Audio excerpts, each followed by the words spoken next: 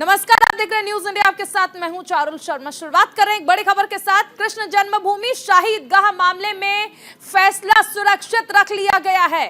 कृष्ण जन्मभूमि शाही ईदगाह मामले में फिलहाल फैसला सुरक्षित रख लिया गया है। कोर्ट कमिश्नर पर सुनवाई फिलहाल टल गई है। एडवोकेट कमिश्नर पर भी फैसला नहीं हुआ है। कृष्ण जन्मभूमि शाही ईदगाह विवाद, इलाहाबाद हाईकोर्ट में फिलहाल फैसला सुरक्षित रख लिया गया है। एडवोकेट कमिश्नर पर फिलहाल कोई फैसला नहीं हुआ है। कृष्ण जन्मभूमि शाही ईदगाह मामले में बड़ी खबर आपको बताई जा रही है।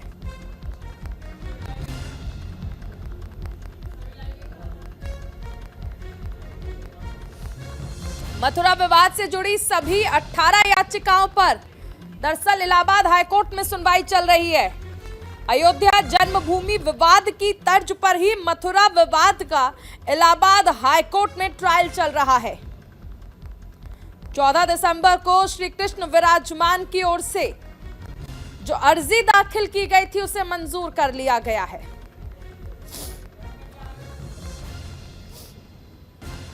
हाईकोर्ट ने देखिए 14 दिसंबर को ये जो अर्जी थी इसे मंजूर किया था। श्री कृष्ण विराजमान की ओर से विष्णु शंकर जैन बहस कर रहे हैं। ये बड़ी खबर देखिए हम आपको बता रहे हैं। मथुरा विवाद से जुड़ी सभी 18 याचिकाओं पर इलाहाबाद हाईकोर्ट में सुनवाई चल रही है। कृष्ण जन्मभूमि विवाद, फिलहाल फैसला सुरक्षित रख लिया गया है।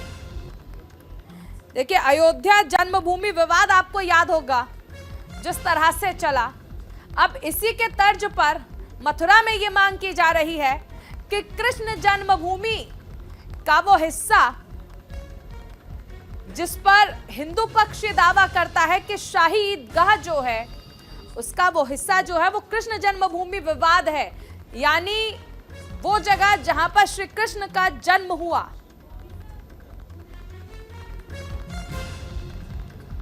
मामला फिलहाल देखिए हाईकोर्ट में सुनवाई चल रही है। सभी 18 याचिकाएं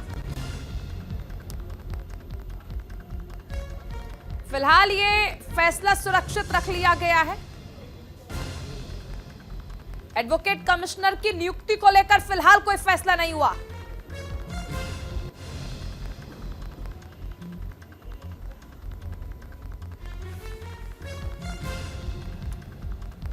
तो इस वक्त की जो बड़ी खबर है वो आपको बताई जा रही है। मथुरा की शाही ईदगाह का सर्वे होगा या नहीं, जिसमें सर्वे की इजाजत दे दी गई थी।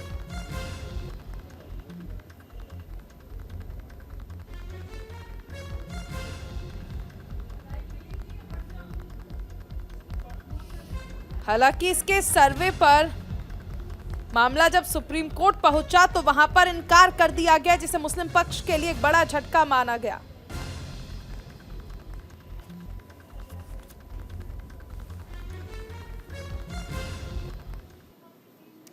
चलिए आगे बढ़ते। एक बड़ी खबर ज्ञानवापी मामले से जुड़ी बड़ी खबर आ रही है।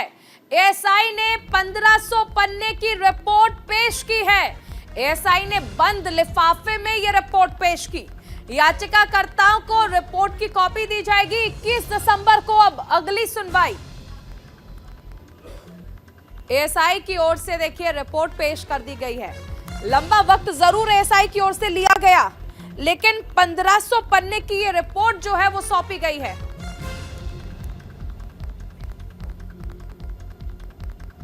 हालांकि सर्वे का पुरजोर तरीके से मुस्लिम पक्ष की ओर से विरोध भी किया गया था।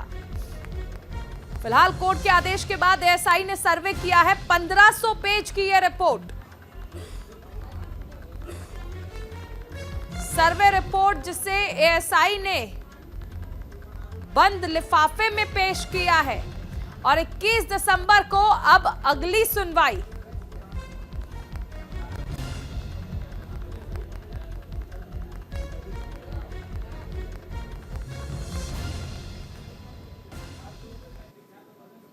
आगे बढ़ते हैं। वाराणसी को प्रधानमंत्री मोदी ने बड़ी सौगात दी है। पीएम ने सर्ववेद महामंदिर का उद्घाटन किया।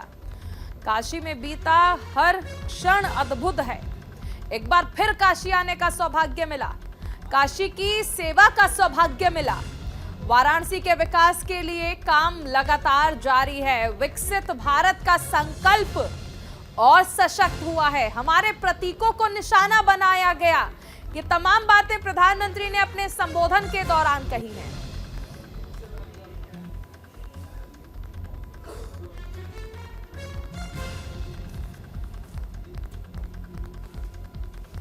आज वाराणसी को सौगातों की झड़ी मिली है।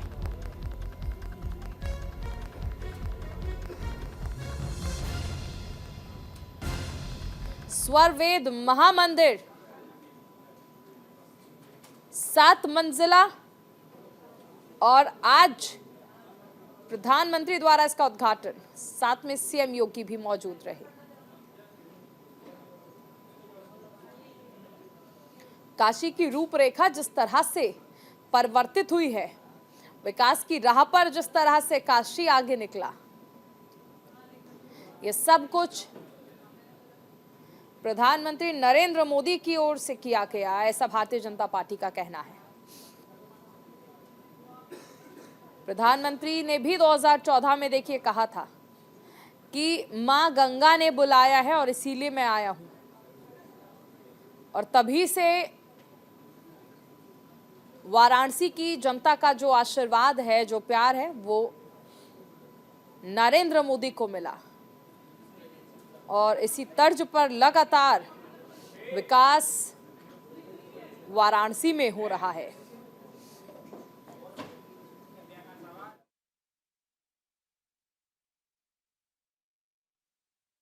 यहाँ के विकास में कोई कोर कसर बाकी नहीं छोड़ रही। बनारस के युवाओं के कौशल विकास के लिए यहां ट्रेनिंग संस्थान भी खोले गए। सांसद रोजगार मेले के माध्यम से भी हजारों युवाओं को रोजगार मिला है। भाइयों और बहनों, इस आधुनिक विकास का जिक्र मैं यहां इसलिए कर रहा हूं क्योंकि हमारी आध्यात्मिक यात्राओं में सबसे बड़ी परेशानी इंफ्रास्ट्रक्चर के अभाव की भी होती है। जैसे कि बनारस आने वाले यात्री शहर से बाहर बने इस स्वर मंदिर में जरूर जाना चाहेंगे, लेकिन अगर उनके लिए आज जैसी सड़कें न होती तो चाहकर भी अपनी इच्छा पूरी नहीं कर सकते थे। लेकिन अब स्वरवेद मंदिर बनारस आने वाले श्रद्धालुओं के लिए एक प्रमुख स्थान बनकर उभरेगा। इससे आसपास के सभी गांवों में व्यवसाय और रोजगार के अवसर बनेंगे। काशी में बीता हर क्षण अपने आप में अद्भुत होता है, अद्भुत अनुभूतियों से भरा होता है। आपको याद होगा 2 वर्ष पहले इसी तरह हम अखिल भारतीय विहंगम योग संस्थान के वार्षिकोत्सव में एकत्र हुए थे। एक बार फिर मुझे विहंगम योग संत समाज के शताब्दी समारोह के ऐतिहासिक कार्यक्रम में आने का अवसर मिला है।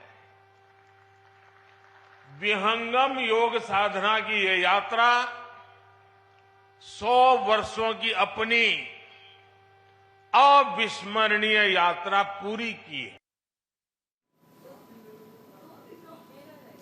तो स्वरवेद महामंदिर आखिर खास क्यों है, ये हम आपको बताते हैं।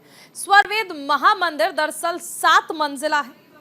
35 करोड़ की लागत से यह मंदिर बनकर तैयार हुआ है। 64,000 स्क्वायर फीट में यह मंदिर फैला हुआ है। दुनिया का सबसे बड़ा मेडिटेशन सेंटर है। वाराणसी की अगर हम देखें, बात करें वाराणसी की, बात कर ले तो बड़ी सौगात आज वाराणसी को मिली है। ये सबसे बड़ा मेडिटेशन सेंटर जो है दुनिया का, वो आज वाराणसी को मिला है। 20,000 लोग एक साथ यहाँ पर मेडिटेशन कर सकते हैं। और काशी में बना यह मंदिर 180 फीट ऊंचा है। मंदिर में मकराना मार्बल का इस्तेमाल किया गया है और मंदिर में 3137 स्वर वेद के दोहे लिखे गए हैं। मंदिर में कमल के आकार का गुंबद है। मंदिर में 404 खंबे और 6 चबूतरे हैं। मंदिर के शीर्ष पर 9 अष्टकमल हैं और मंदिर में 101 फव्वारे बनाए गए हैं। तो आज कुल मिलाकर कहा जाए तो वाराणसी को एक बड़ी सौगात दी गई है।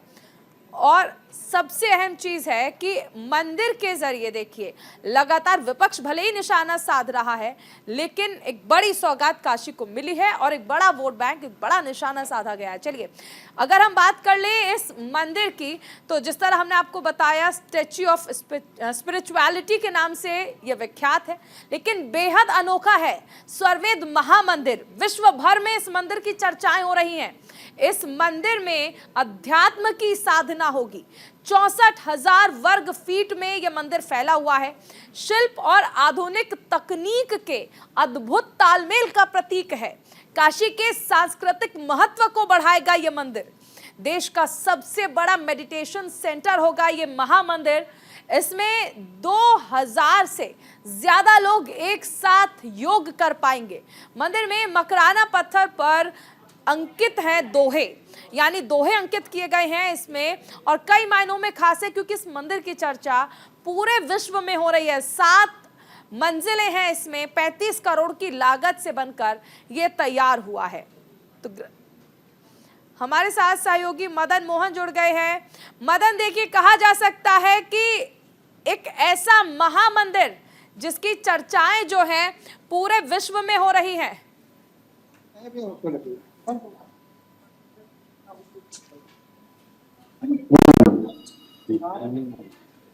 मदन, सुन पा रहे हैं आप? देखिए, ये वो महामंदिर है जिसकी सौगात मिली और तस्वीरें जिस दौरान प्रधानमंत्री नरेंद्र मोदी पहुंचे थे और उसके बाद मिली ये सौगात। आज सुबह ही प्रधानमंत्री द्वारा इसका उद्घाटन किया गया है और उद्घाटन के दौरान की तस्वीरें हम आपको लगातार दिखा रहे हैं क्योंकि काशी को आज एक बड़ी सौगात दी गई है।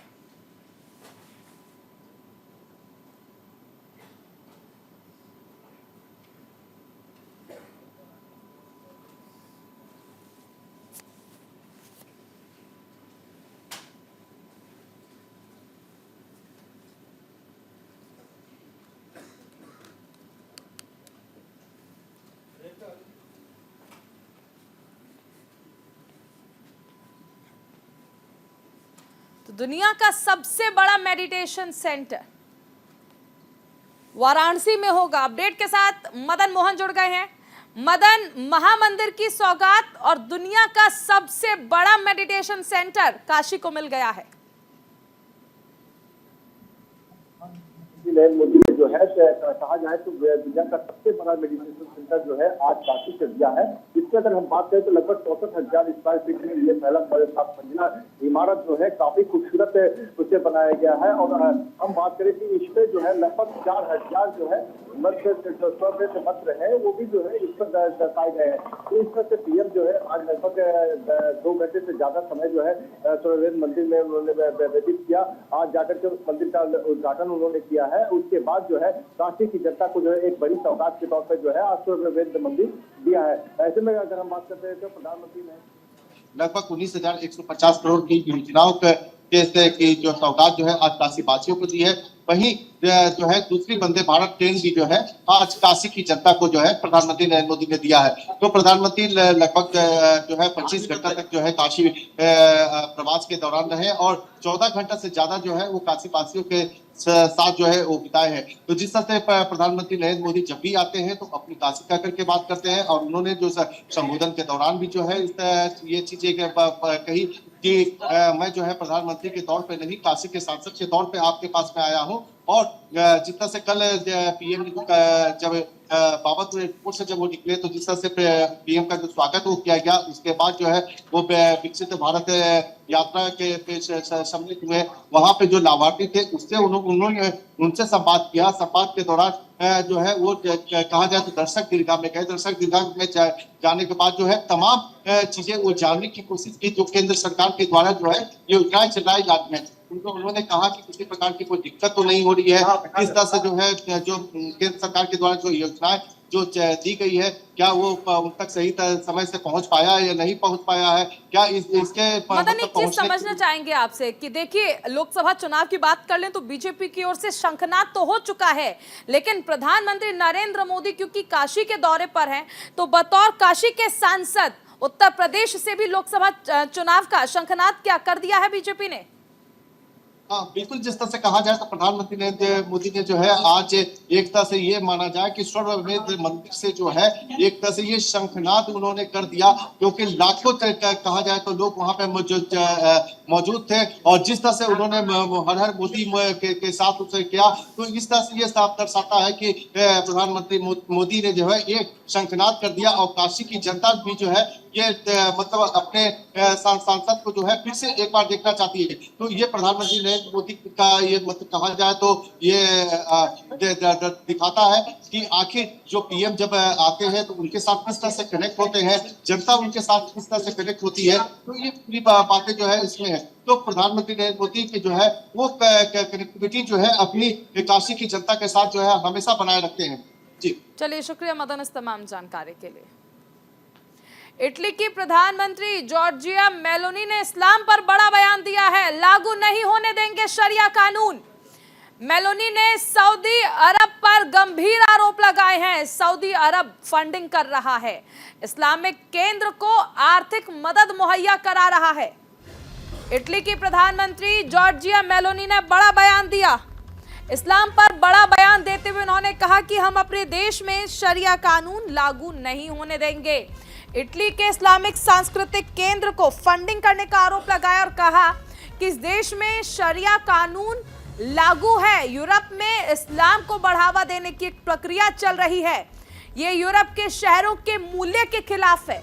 मेलोनी ने आगे कहा कि सऊदी अरब इटली में इस्लामिक सांस्कृतिक केंद्र को आर्थिक मदद मुहैया करा रहा है।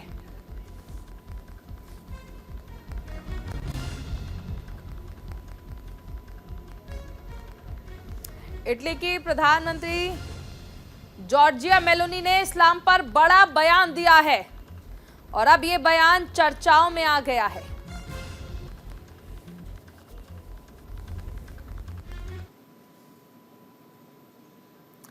वहीं इंडिया गठबंधन को गिरिराज सिंह ने बड़ी चुनौती दी है। वाराणसी से पीएम मोदी के खिलाफ चुनाव लड़ें। गठबंधन के किसी नेता में हिम्मत है तो चुनाव लड़ें। वाराणसी से नीतीश कुमार प्रधानमंत्री मोदी के खिलाफ चुनाव लड़ें। पटना में केंद्रीय मंत्री गिरिराज सिंह ने इंडिया गठबंधन को चुनौती दे दी। केंद्रीय मंत्री गिरिराज सिंह ने कहा कि अगर इंडिया गठबंधन में किसी में हिम्मत है तो एक व्यक्ति वाराणसी में नरेंद्र मोदी के खिलाफ चुनाव लड़े। ये सब बहाना है। अगर हिम्मत है तो मैं चुनौती देता हूं कि नीतीश कुमार पीएम मोदी के खिलाफ वाराणसी से चुनाव लड़े।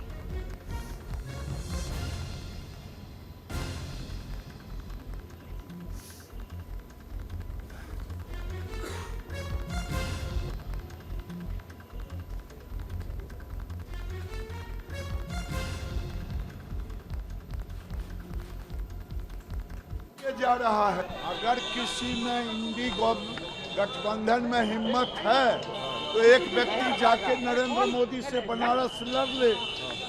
चुनाव में नीतीश कुमार हो या आरजेडी का कोई हो। अरे ये सब आईवास है, अपने स्वार्थों के लिए जा रहा है, अपने गुनाहों को छिपाने के लिए गठबंधन कर रहा है। किसी में हिम्मत नहीं। अगर हिम्मत है तो चुनौती दे रहा हूं, नीतीश कुमार जाके लड़ ले। और अब तमिलनाडु से एक बड़ी खबर। तमिलनाडु के थूथुकुडी में भारी बारिश हुई है। यहाँ पर लोगों के घरों में पानी घुस गया है। रेलवे स्टेशन पर जल भराव की समस्या उत्पन्न हो गई है। बारिश की वजह से जनजीवन पूरी तरह प्रभावित है।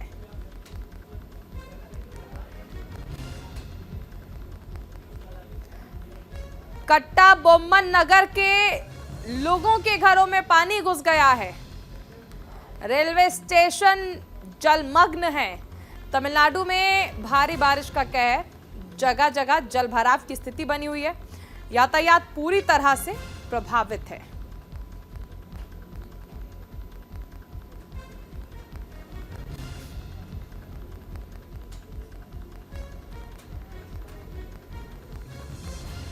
लोगों के घरों में पानी घुस गया है।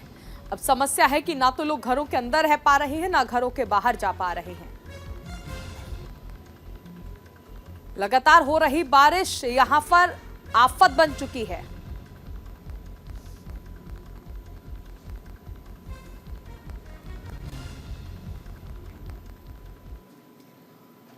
लोकसभा अध्यक्ष ओम बिरला ने आज नई दिल्ली स्थित अपने राजकीय निवास पर राजस्थान के मुख्यमंत्री भजनलाल शर्मा, उप मुख्यमंत्री दिया कुमारी और प्रेमचंद बैरवा से मुलाकात की। इस मुलाकात में राजस्थान के राज्यपाल कलराज मिश्र मौजूद थे। मुलाकात के दौरान बिरला ने मुख्यमंत्री और दोनों उप मुख्यमंत्रियों को राजस्थान के नए मंत्रिमंडल का गठन करने पर बधाई दी। उन्होंने कहा कि राजस्थान की जनता ने भाजपा को भारी बहुमत से जीत दिलाई है और इस मुलाकात में मुख्यमंत्री भजनलाल शर्मा ने ओम बिरला को राजस्थान के विकास में सहयोग करने का आग्रह किया।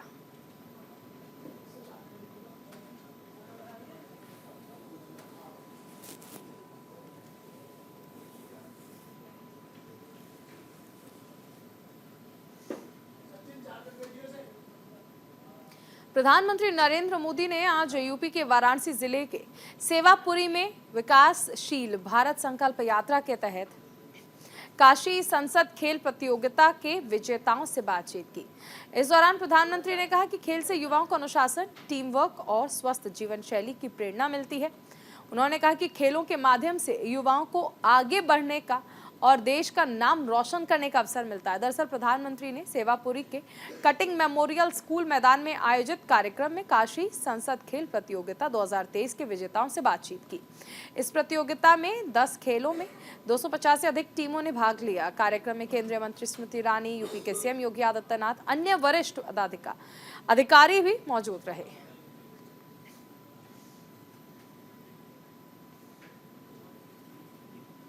और इसी के साथ इस बुलेटिन में फिलहाल इतना ही। खबरों का सिलसिला लगातार जारी रहेगा। आप बने रहिए न्यूज़ इंडिया के साथ।